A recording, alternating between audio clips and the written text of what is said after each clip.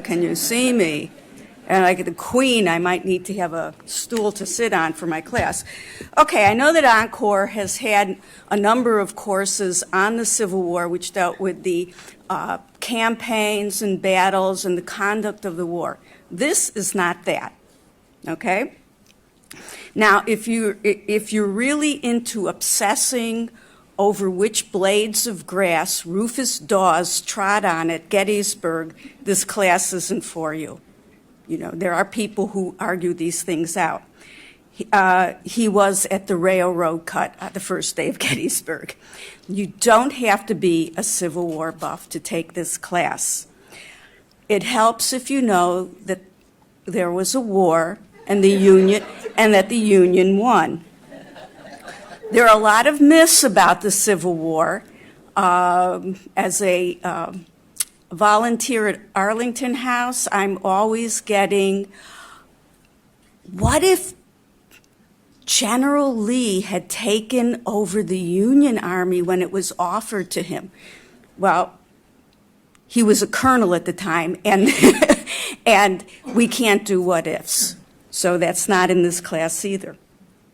We'll examine the soldiers' letters, which were not censored, their memoirs, and their diaries, so we get an idea of their life during 4 years of war. And what did they talk about? Well, like any young man, they complained about the food, the drilling, their officers, discipline, which was quite harsh. The soldiers had strong beliefs about the causes of the war and why they were fighting.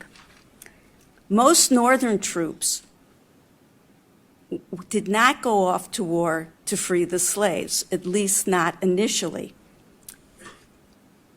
And very few Southerners owned slaves. Civil War soldiers had horrific wounds, both mentally, physically, and mentally. They had PTSD. They just didn't call it then, but they did recognize it. Now,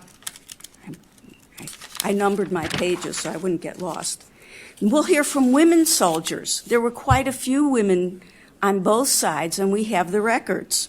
Close to 200,000 African American soldiers served the Union, not the Confederacy, as some people think. Okay, how many of you, raise your hand, have seen the movie Glory about the 54th, all right, everybody, great, the 54th Massachusetts storming Fort Wagner, Matthew Broderick channeling Colonel Shaw. There are some things in that film that are very good, depicted very well. We'll talk about some of these events. But there are some things that are terribly misrepresented. The South Carolina African-American soldiers with the red trousers, if you remember, they're depicted as these wild, undisciplined men.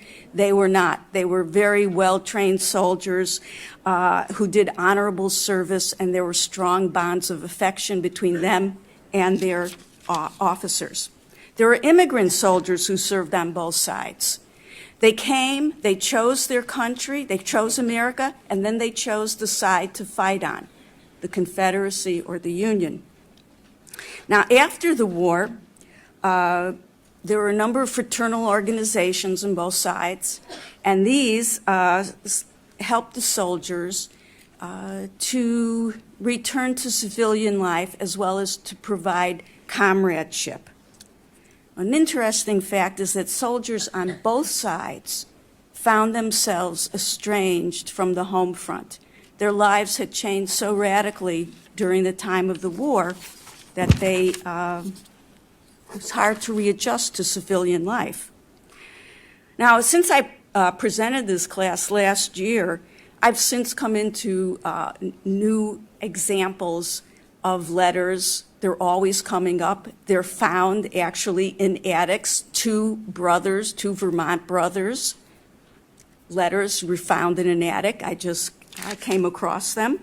And memoirs of a Iowa soldier. And also a Minnesota man who left a wife and 3 children. and a New York soldier's letters and diaries. And if the nice lady who lent the book to me is here today, I have the book. So I found it very interesting, too, that this is called Van Meter Hall. There's a lady named Betty Van Meter who figures very prominently later in the story about my Civil War soldiers. So it's on Wednesdays. It's only 4 courses. We don't want to bore you, but I do have a pretty extensive bibliography. So I hope you'll take a chance. And remember, you do not have to be a Civil War buff or know a whole lot to take this course.